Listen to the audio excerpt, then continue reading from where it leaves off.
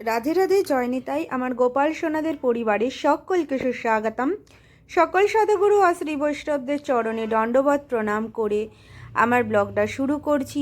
আজ ব্লগে তোমাদের গঙ্গা মাকে দর্শন করাতে করাতে, গঙ্গা স্নান দর্শন করাতে করাতে বৈশাখ মাসে গঙ্গা স্নানের মাহাত্ম্য তোমাদেরকে জানাবো।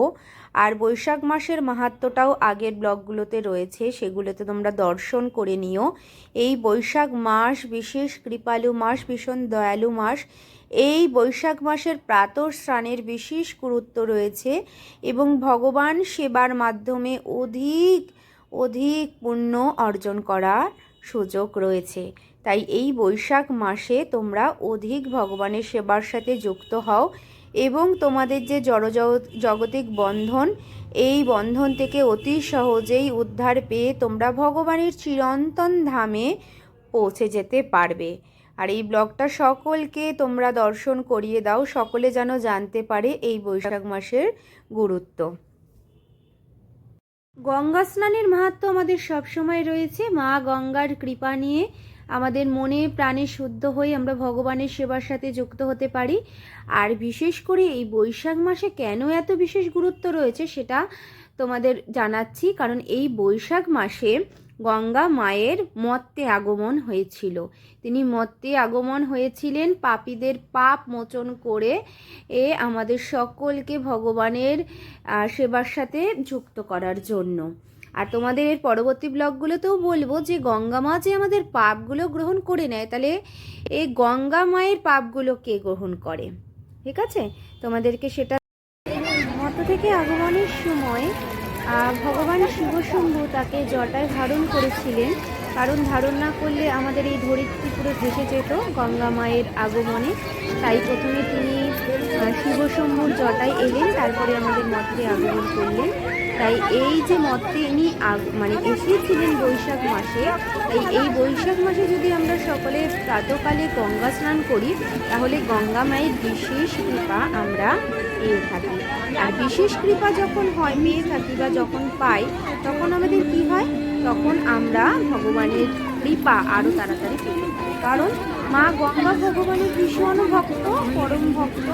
তাই ভক্তের যখন কৃপা হয় তখন আমরা অতি সহজেই ভগবানের কৃপা প্রাপ্ত করতে পারি। তাই জন্য গঙ্গা স্নানের বিশেষ কৃপা রয়েছে। আর এই গঙ্গা স্নান করলে আমরা যদি ভগবানের চিরন্তন সেবার সাথে যুক্ত হতে পারি, তাহলে যে আমাদের যারা পূর্বপুরুষ যারা আমাদের ছেড়ে চলে গিয়েছে এবং আমাদের পিতৃগণ মাতৃগণের সকলে যারা রয়েছে, যারা আমাদেরকে চলে গিয়েছে ছেড়ে, তারাও পরম খুশিতে তাদের যেখানে তারা গমন গেছেন সেখানে পরম তৃপ্তিতে থাকতে পারেন। এটা আমরা কখন করতে পারবো? যখন আমরা ভগবানের সেবার সাথে প্রকৃত যুক্ত হতে পারবো, তখন আমরা কিন্তু এই তাদেরকেও যে কৃপা পাওয়ার যে একটা ভীষণ প্রাপ্তি, সেটা আমরা করিয়ে দিতে পারবো। আর এই ব্লগের শেষে বিশেষ আরতি দর্শন রয়েছে, প্রভুদের গঙ্গা স্নান রয়েছে। আর এই গঙ্গার পাড়ে বসে যদি গীতা পাঠ করা যায় বা জপমালায় জপ করা যায়, তাহলে কিন্তু অধিক অধিক সুকৃতি লাভ করা যায়, যেটা ক্ষয় হয় না। তাই গঙ্গার পাড়ে বসে তোমরা সকলে কিন্তু গীতা পাঠ করো। আর যারা জপমালায় জপ করো তারা কিন্তু জপ করো ওখানে বসে, তাহলে তোমরা বিশেষ কৃপা প্রাপ্ত করতে পারবে। মা গঙ্গার এত কৃপাই রয়েছে যে এক মালা যদি জপ করতে পারো মা গঙ্গার পাড়ে বসে, তাহলে কিন্তু সেটা 100 মালার সমতুল্য ফল লাভ করা যায়। তাই আর যখন আমরা সর্ব কাজের শেষে আমরা যদি ভগবদ গীতা পাঠ করি, তাহলেই সেই কাজটা সুস্থভাবে সম্পন্ন হয়। গীতা পাঠ না করলে কিন্তু কোনো কাজই সম্পূর্ণ হয় না। তাই আমাদের প্রত্যেক কাজের শেষেই শ্রীমদ্ভগবদ্ গীতা অবশ্যই পাঠ করতে হবে। আর গঙ্গার তীরে বা কোনো নদী তীরে যদি আমরা গীতা পাঠ করি, তাহলে অধিক ফল প্রাপ্ত করতে পারি। তাহলে সকল ভক্তগণ তোমরা জানতে পেরেছো তো যে কিভাবে কৃপা পাওয়া যায় গঙ্গা স্নানের মাধ্যমে। আর এর পরবর্তী তোমাদের আরও অনেক ব্লগ তোমাদের জন্য আসছে। তোমরা আমাকে আশীর্বাদ করো যেন আমি এগিয়ে যেতে পারি, আর আমি ভগবানের সেবার সাথে যেন যুক্ত থাকতে পারি। তোমাদেরও কৃপা আশীর্বাদ আমাদের অবশ্যই প্রয়োজন, তাহলে আমরা ভগবানের চিরন্তন সেবার সাথে যুক্ত থাকতে পারি।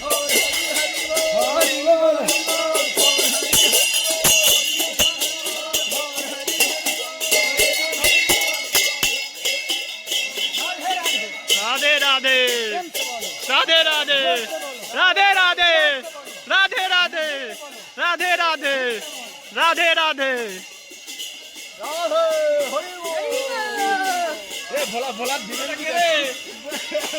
তুমি ভিডিও করছো না লাইভ করছো? না না ভিডিও করছি। আমাকে পাঠাবে, ঠিক আছে? ঠিক আছে।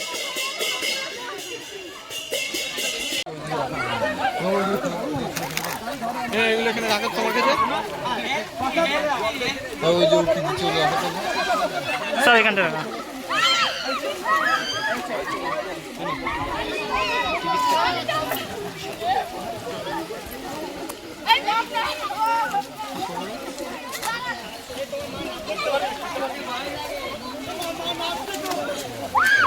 আর এরা উঠে পড়ে নালে তোমরা